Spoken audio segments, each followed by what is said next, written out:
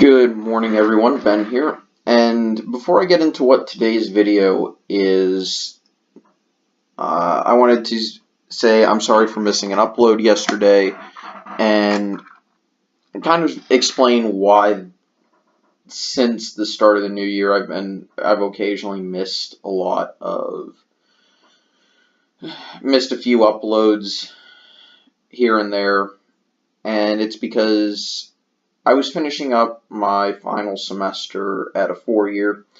I've said I have a degree before, and that is true. It's a 2-year degree. And yeah, so I was finishing up a 4-year degree, and this semester has just kind of killed me. I finished earlier today with all of my coursework, so that's nice, I guess.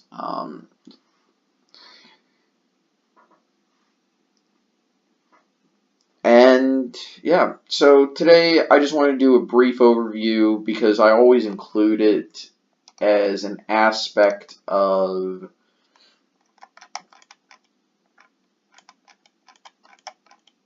everything, incumbency, economic factors, stuff like that.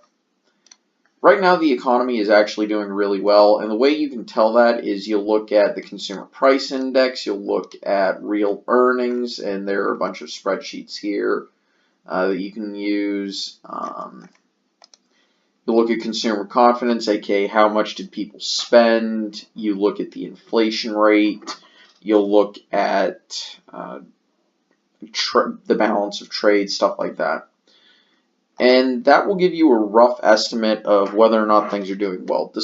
And occasionally you can even look at the stock market. So let's look at the Dow, for example, which is doing really poorly today because of fears of a trade war with China, because Trump is tweeting about raising tariffs once again. Ooh, and we're actually going to learn a lot more about tariffs on Friday.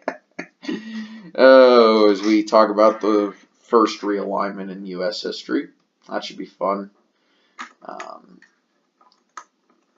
But in general, Consumer Price Index is increasing at a similar rate to wages and earnings. And in general, everything is doing well.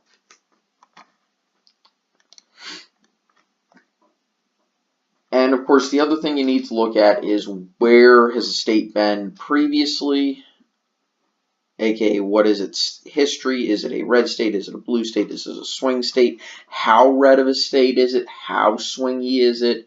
You need to look at the elasticity of the state. So there's an article on 538.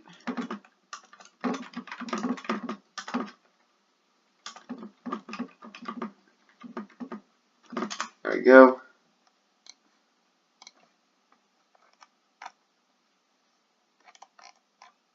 And here's the list. This is an old table. They found that the states are slightly more elastic, and they revised a lot of the totals. But you'll notice certain things. Not all swing states are very elastic, and not all safe states are completely inelastic. For example, Rhode Island is considered a safe democratic state, yet it's the most elastic in the Union. New Hampshire is a very swingy state, so is Maine.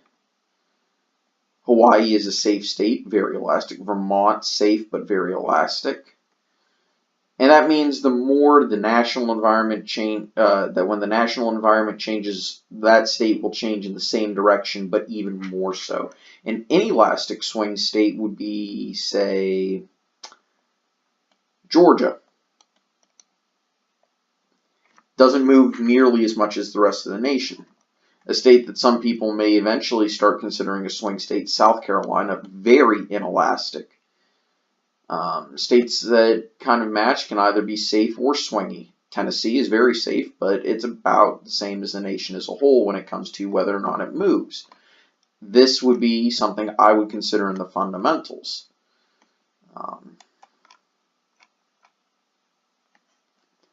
For example, partisan lean. In the elastics, you have Colorado, Iowa, New Hampshire, New Mexico, and Wisconsin considered swing state, but very elastic. Swing states that are inelastic would be North Carolina, Pennsylvania, and Virginia. And this generally makes sense. Notice that the Republicans have a lot of the inelastic states as well. It's kind of funny, in all honesty. So what this winds up creating is that there are swing states that are about persuasion, which would be the inelastic states, would be the very elastic states. So like in New Hampshire and Iowa, Wisconsin. Then there are turnout-based swing states, which would be North Carolina, Virginia, you could argue Pennsylvania.